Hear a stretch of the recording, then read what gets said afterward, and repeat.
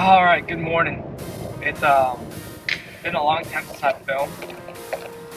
After what happened to Charlie Kirk, I was reconsidering maybe the way I should speak in public.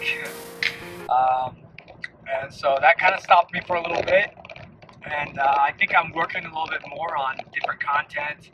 I'm working a little bit more on, maybe a different kind of script that I should have. But I've been thinking about doing videos kind of as I drive about different things. I don't know, different life things. And I figure I'll just try it out and see if it's something that kind of works. So this will be my first day, and kind of here I go. Um, Looks like I've missed a lot of stuff, and there's a lot of things going on in the news, such as the war in Israel, the war with Iran, and Candace Owens changing sides, Megyn Kelly changing sides. I've been following all that. It's a little bit surprising that Megyn Kelly changed sides, but not Candace. Candace was destined to be on whatever side that she felt was right, I suppose. Because I gotta say, Candace Owens kind of seems like she genuinely believes what she's saying. While Megyn Kelly, I don't know about that girl. It's not like I spent a lot of time listening to her, though. And then you got Tucker Carlson, and I didn't spend a lot of time listening to him either. So it's not a surprise that he's shifting. But there is this really odd narrative about the influence of Jews in this world and how they control all of us. It's really odd to me. They talk about AIPAC. They talk about how the Jews are even influencing the war in Ukraine. Pretty much the Jews have been kicked out of, 140 nations? I can't remember. 40 nations? Something crazy. They've been kicked out of multiple nations. And the reason is that they come there, they try to take over, and that's what we've heard. But in America, our experience with Jews typically is that they come to America and they're extremely successful. Kind of like a lot of Asians, like Japanese and Chinese, kind of like Indians. There's a lot of people who come from around the world who come to our country and who benefit it and who make it a lot better. I think that's something that we for sure have to acknowledge. So, we really have to ponder what it is that's brought people to think that Jews are so bad, and it's brought them to talk about them in this manner. Saying Jews are horrible is kind of like saying black people are horrible. You're skipping the whole aspect of individuality. Now, some people are going to say black people aren't a nation, and there's a Jewish nation. Therefore, you get to talk about Jews in the manner of Jews are horrible because their government is what represents them, and their government is what some people hate. But when you really talk to some of these people who hate the Jewish nation and such, what you actually find is that they don't just hate the Jewish government and what they're doing, they also actually hate the Jewish people. Because when you press them and you really break it down and you start asking them questions about, their respect towards Jews in America, for example, and their success and their tight-knit families, when you start pressing them about separating out the Jewish government from the Jews that live in America, they won't. Now, when you say Jews are bad, and you're talking specifically about the Jewish nation and Israel, with the Zionists, whatever you want to call them, that's one thing.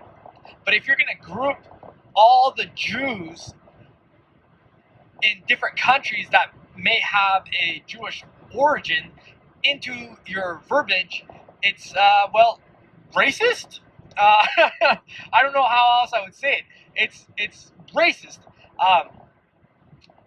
I would think of it kind of like saying Haitians are horrible. Well, there are a lot of horrible Haitians. The nation of Haiti is horrible indeed. It's a third world country with a crappy culture that provides nothing for its societies, right? We can agree on that, but we have to be careful when we're saying Haitians are horrible. If you were to be pressed and someone was to ask you, well, what about the individual Haitians in Haiti, I mean in America, the ones that are doing well, the ones that are working, the ones that are contributing to society, how are they doing? And that person continues to say, well, they suck. They're part of the Haitian group. They're from Haiti. Therefore, they suck. I don't know what else to call you other than, I don't know, racist? What else could I call you? Culturist? I'm trying to think of a word to best describe someone who hates a group of people because of their origins in the government that represents their place of origin. Okay, so we broke it down then.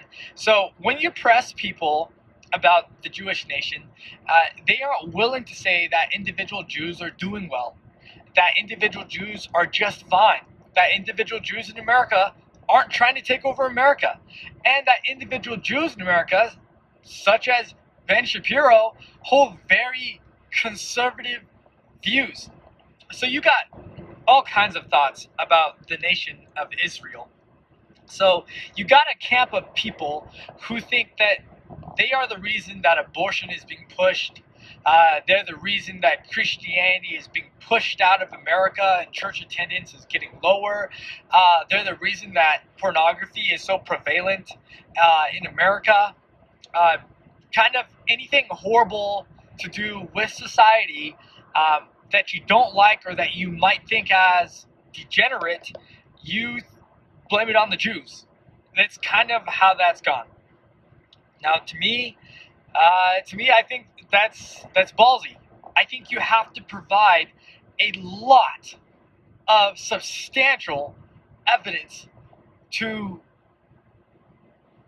make decisions about people as a group.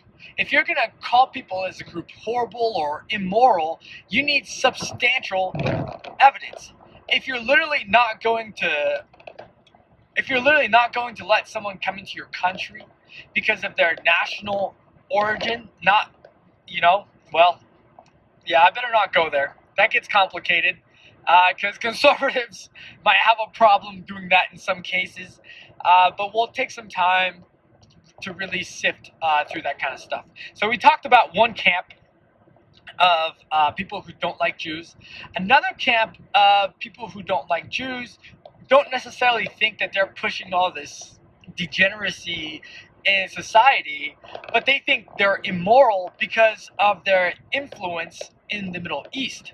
They think that Israel is immoral because of the way that they fight wars, because of the scenes that they see in places like Gaza, because of Lebanon, because of Iran. So that's kind of why they think that Israel is so immoral, and that's why they don't support the nation of Israel. So that's another front.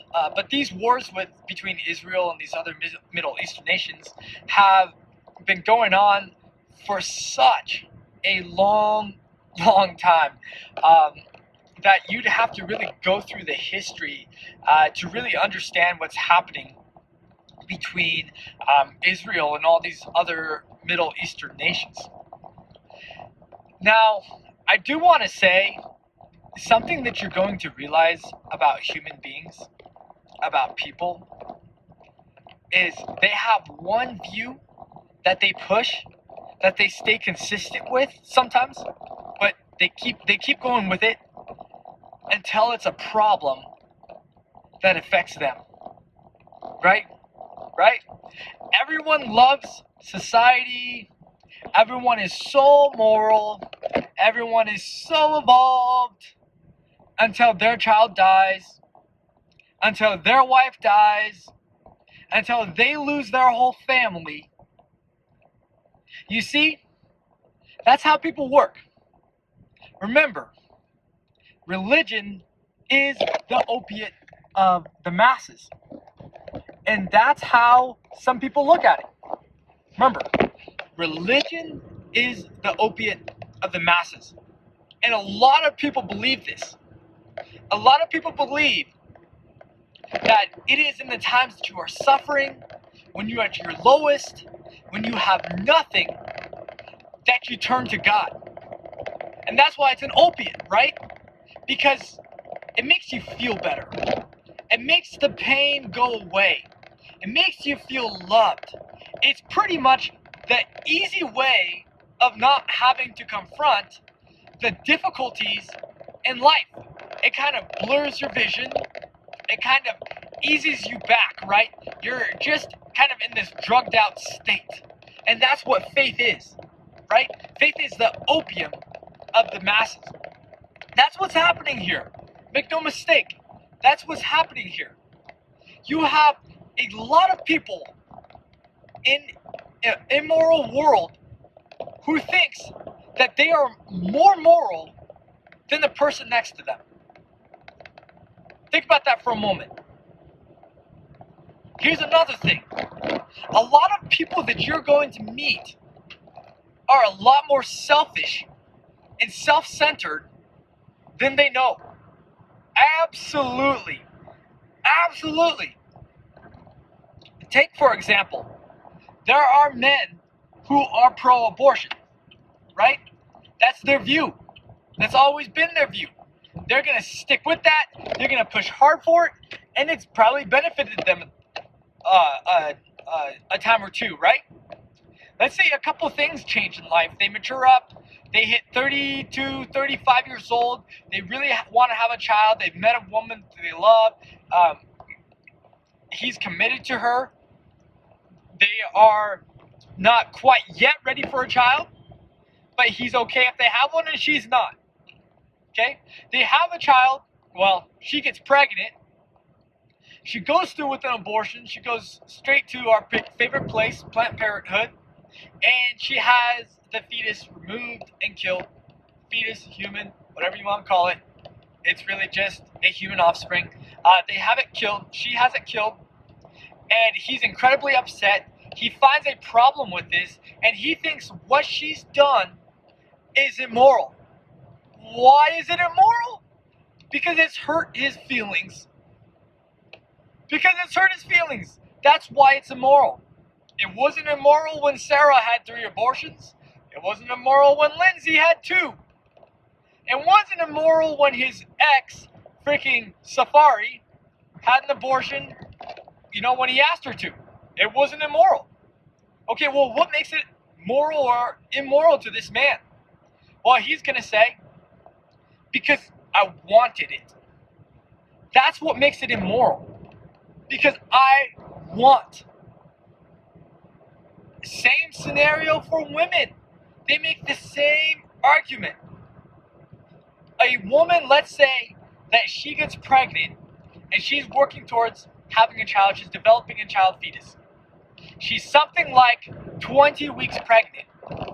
Okay? She gets into an abusive relationship with someone who's accepted her and her human offspring. She moves in with him.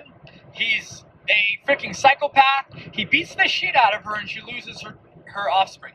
Okay? Now, she's someone in the past who supported abortion. She's gotten one in the past herself. Freaking Darren got her pregnant 3 years ago and she had an abortion. Kyle got her pregnant 5 years ago and she had 2 abortions. She killed twins, bro. Double homicide. Okay? Now look, man. So for this woman, then, why is it immoral that she's lost her human offspring? She's killed one before. Many other millions have been killed. Why is she so bothered about her human offspring? And why is she saying that the loss of this life is immoral? Okay, there's 2 camps though. We have to be careful. Because some women are actually deranged enough to where they're going to say that I didn't actually lose a life.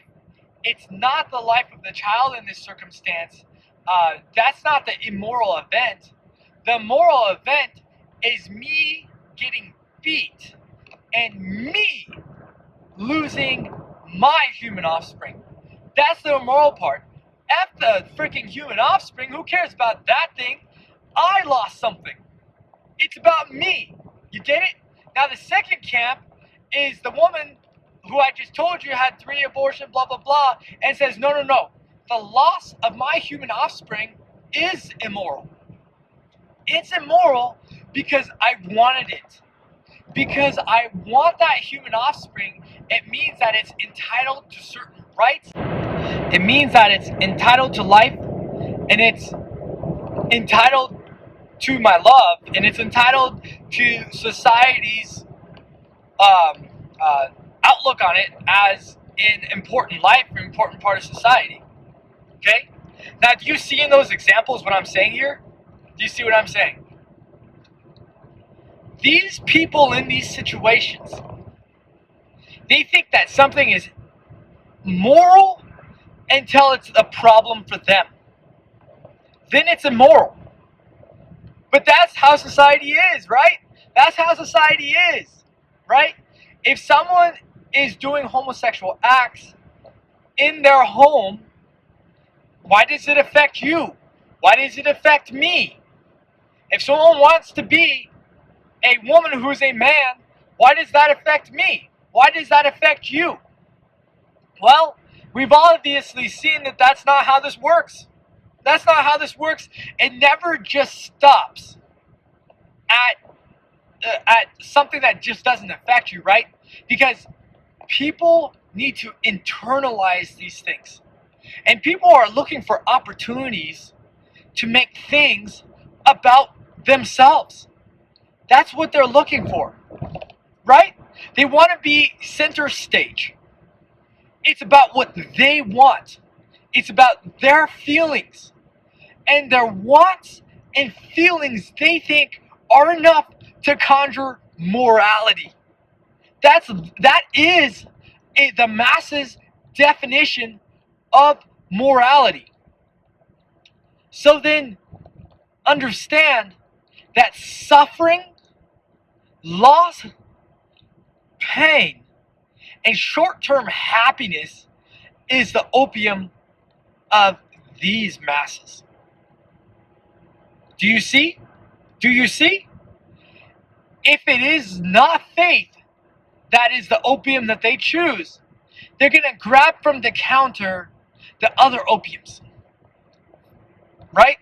Pain, suffering, loss. Okay? Okay, so you understand then. You understand that actually a majority of people are not actually more moral than the person to the left, nor to their right. Okay? Another thing you have to understand is people are somewhat forced to be moral.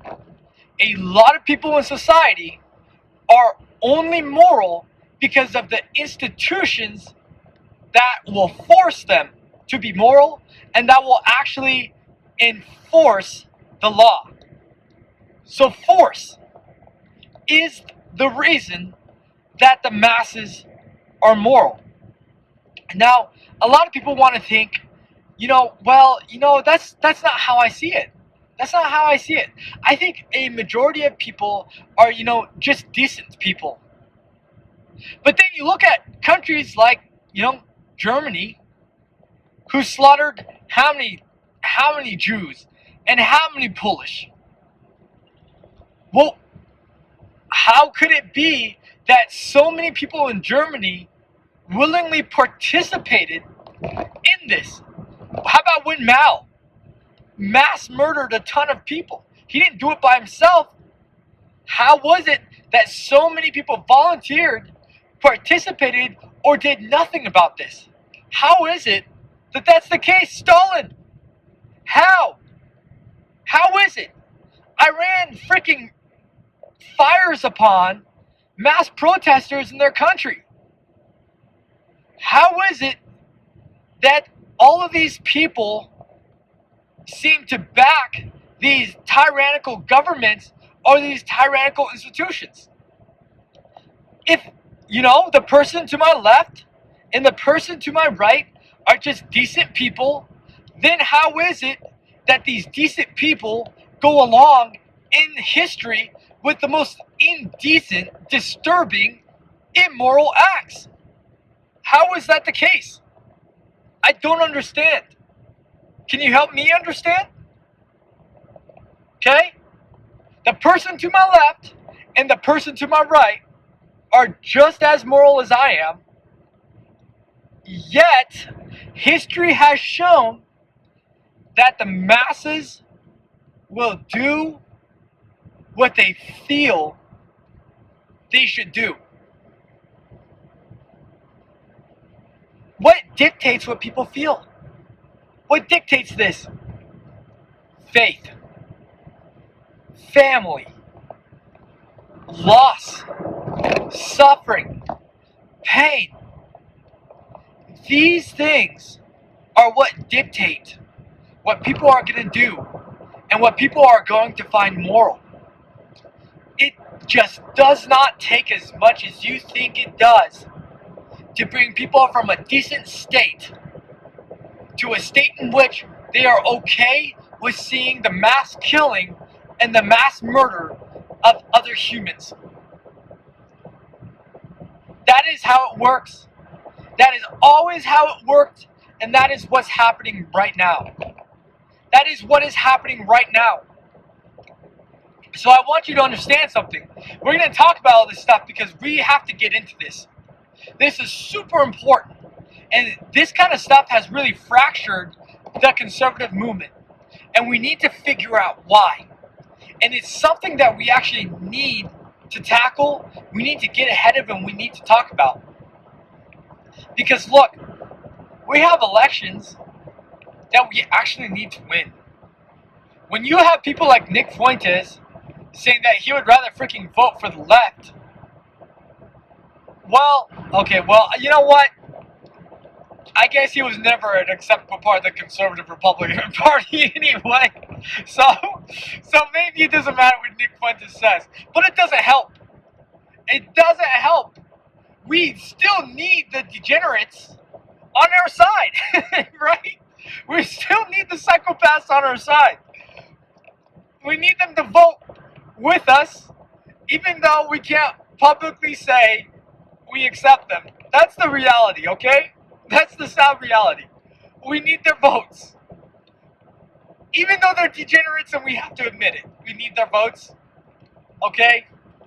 I'm embarrassed to say it. I really am. But that's just the way it is.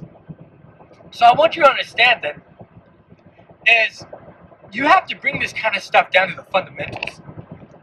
You really have to look deeper into this. And you really have, I want to point out something to you.